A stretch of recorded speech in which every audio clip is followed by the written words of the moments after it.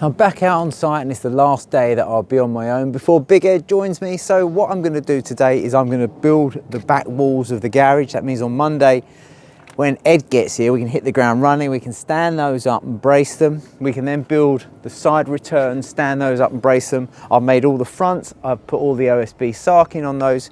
So we can actually then get our front wall through, our rear wall through, our side wall through, and we've got some large oak beams to land on top. Dan's coming down soon to drop those off. We'll also have some beam lifters arriving next week. So as and when we've got that frame to that position, we can land those beams. And what that gives us then is the square sections of the main garages. I've set myself a simple goal today. Make all of these walls. So they're exactly the same, obviously, for both garages. And inside those walls, I've also got triple posts, which are where the main king post trusses are going to land over the top as well. So here's my wall plate. Here's my other wall plate. I'm going to stand this one up on end.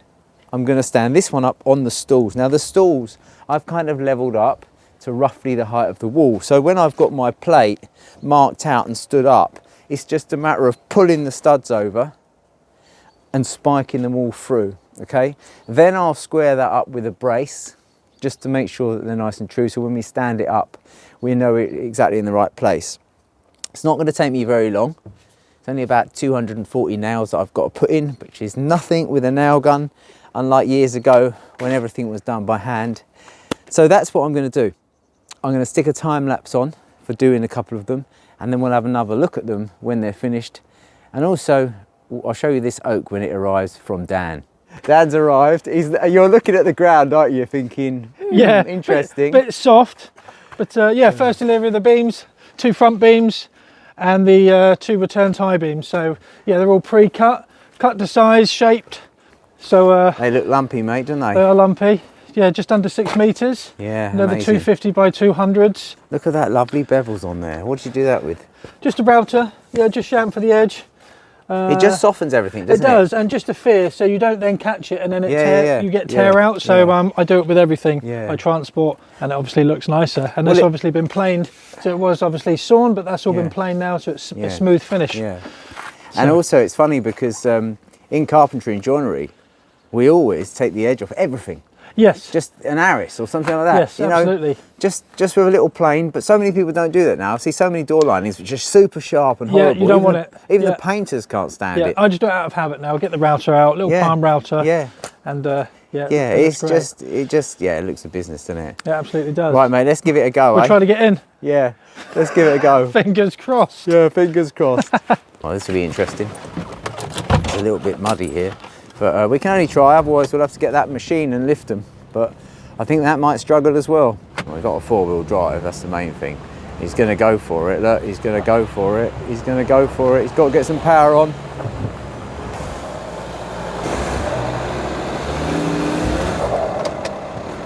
Get some ply out in a minute.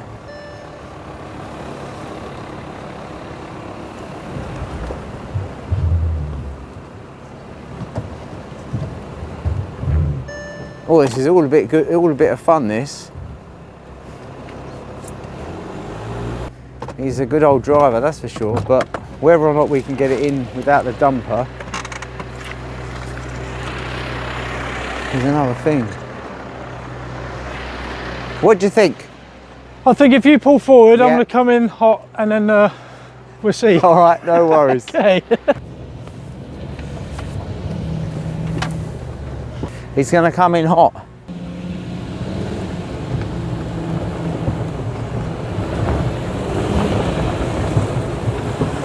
Now that's how you do it. That is how you do it. That is exactly how you do it. I mean, that was phenomenal. That's how you do it. Plan B worked. Mate, I tell you what, you're an awesome driver because you got a couple of tons of oak on here. We got there. And you only had inches to spare on the bricks. That's it, yeah, that's the soft bit. Yeah, I mean, I'm super impressed, mate, I tell you. Yeah, that is pretty good going. We're there. Right. Now we can just offload, get the beam trolley out, and then we'll maybe show you the beam trolley in another video. Just makes our lives a little bit easier, we'll unloading and balancing the timbers to transport them. Otherwise, Brilliant, let's do it. Okay.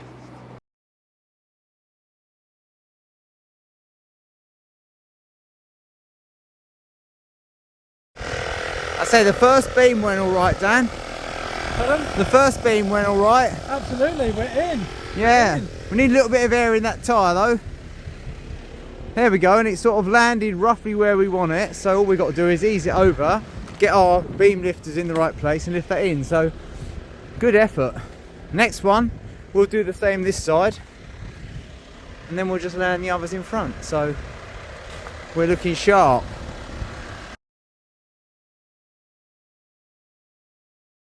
I've got the two Dans here. Look, Dan's only come up to get himself have a break, and now he's been commandeered by us. Okay, detect. Okay, slide you 10 inches. Yep. Okay. You hold that. Yeah. It's your coffee. It's your coffee break time. What are you after, Dan? Short bit of timber. Oh right. Well, you've got Let's to go. ask. We do it without. Yeah, because Dan's here now. We can hold it flat. You've got to ask the short timber man about that. I'm the short timber man. I'm the short everything man. Right. Not everything. Okay, mate. So same again, yeah. Same again. Either side. Yeah. Nice and steady with the backs. Perfect.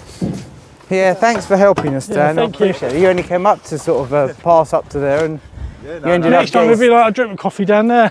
Cheers. Yeah, ended up getting stuck in. Up and I thought, oh, I'll go and have a look. Yeah, this is like about 7% of it. It's masses of it, isn't there? Yeah. Yeah, 4 big trusses going across. There's another 4 big tie beams and the rafters. And then, yeah, and the link as well. 2 trusses in there. It's going to be great. Well, mate, you've just got to go home, back to get on now, haven't you? That's it. Crack on. Yeah, exactly, yeah. I'll turn Well, around here. do you want us to turn the trade around manually? Oh, it's okay. I'll do it here. Yeah, all right, mate. I say that confidently, but you know. Well, if you can get in like you did, you can get out like no sweat. Thanks, Dan. See you later. See you Thank later, you, mate. Very impressive. Right, well, we'll let Dan get on the way and I'll crack on with my walls.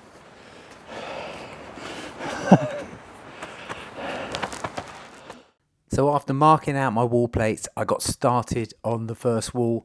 When I gathered a load of my pre-cut studs, it was super important getting all of those studs cut because all I've got to do now is simply assemble them. So I started by putting in the 3 studs which will form the support for the main trusses that go over the top. So I'm basically making this frame up in a way where I can square it up fairly easily. So these are triples and I'm clamping them together at times as well to make sure that they're super tight when I'm nailing them. Now all of these studs from Champion Timber were really nice and straight, so there's not a lot of sorting out to do. And once I've got the 3 studs in the middle there, checked all of these little bits for square, go and add the end stud in now on the far side, then I'm ready to check the overall frame. And to do that, I'm measuring from corner to corner and making sure those diagonals are exactly right. Then it's time for me to put on some braces. So I'm going to put a brace on at each corner. This will enable me to make sure that the frame stays nice and square, which is crucial really, because as I said before in the previous video, if you nail anything or fix it together when it's not quite square, it's really difficult to get it squared back up because you've got to crank all of the fixings. So that was basically what I did there. I'm also using the brickwork because it's nice and square as a guide to start with as well, and that enables me to, as I say, make that frame square. And it simplifies it as I'm on my own anyway, because they're quite big. They're nearly 6 meters long, these frames. So once I got to that position, it was just a matter of obviously filling all of the rest of the studs in. There you can see me there, just literally pulling the whole frame back over onto the side brick wall here. Here we go, just shunt it back. It's still quite light at the moment, and the idea is eventually once we've got these made, we'll just, between Ed and I, when Ed's back on site, we'll stand them up.